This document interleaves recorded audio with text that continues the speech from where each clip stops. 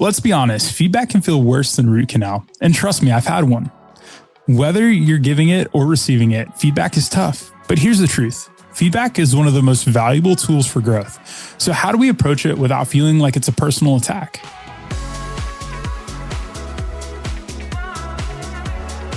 For me, and I'm sure a lot of you can relate, receiving feedback can feel like a direct hit on the image I've built of myself.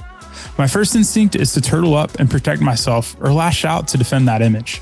Giving feedback hasn't always been easy. Early in my career, I had to do performance reviews as part of my job, and I wasn't great at it. I'd say things like, I feel like your performance was X, Y, and Z, and it didn't help anyone improve. Over time, I've learned how to handle both sides of feedback better.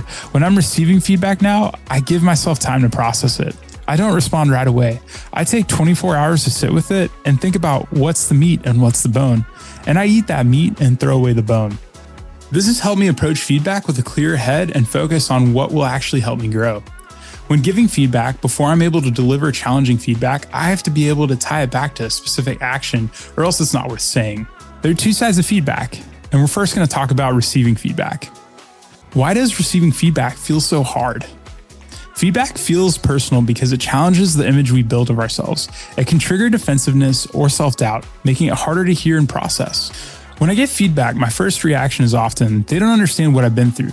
But I've realized that most feedback isn't about me as a person, it's about what I did and how I can improve. As leaders, we need to separate identity from performance. Feedback isn't an attack, it's a tool for growth. How can you receive feedback productively?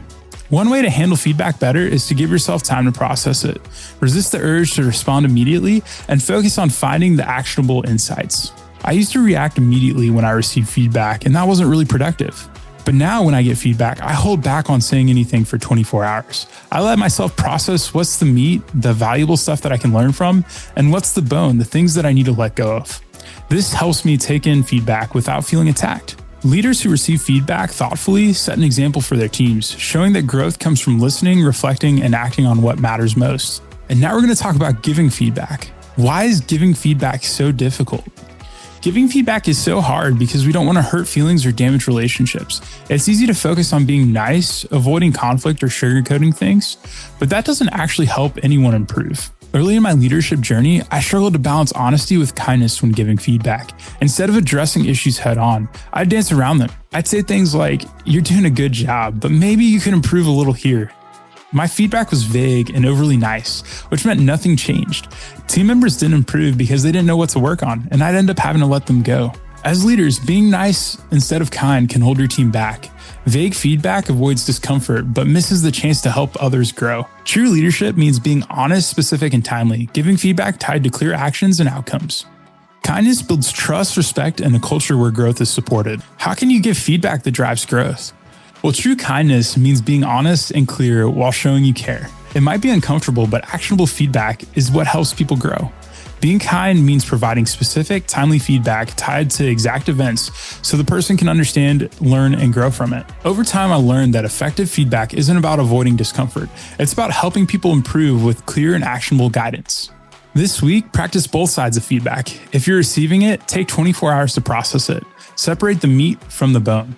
And if you're giving it, tie it to a specific action or result. Both take practice, but they're worth it. Feedback is tough, whether you're giving it or getting it, but when we take the time to process feedback thoughtfully or deliver it constructively, it becomes one of the most powerful tools for growth. Lean into it, it's worth it. So I want to hear your thoughts. What's your biggest challenge with feedback, giving it or receiving it? Share it in the comments below, and I'd love to hear what you're working through. And if you like this episode, don't forget to like and subscribe and hit that notification bell so you won't miss another episode. And next week, wait a minute, there's a squirrel in my office. Whoa. Hold up. Have a great week, guys. I'll see you next week.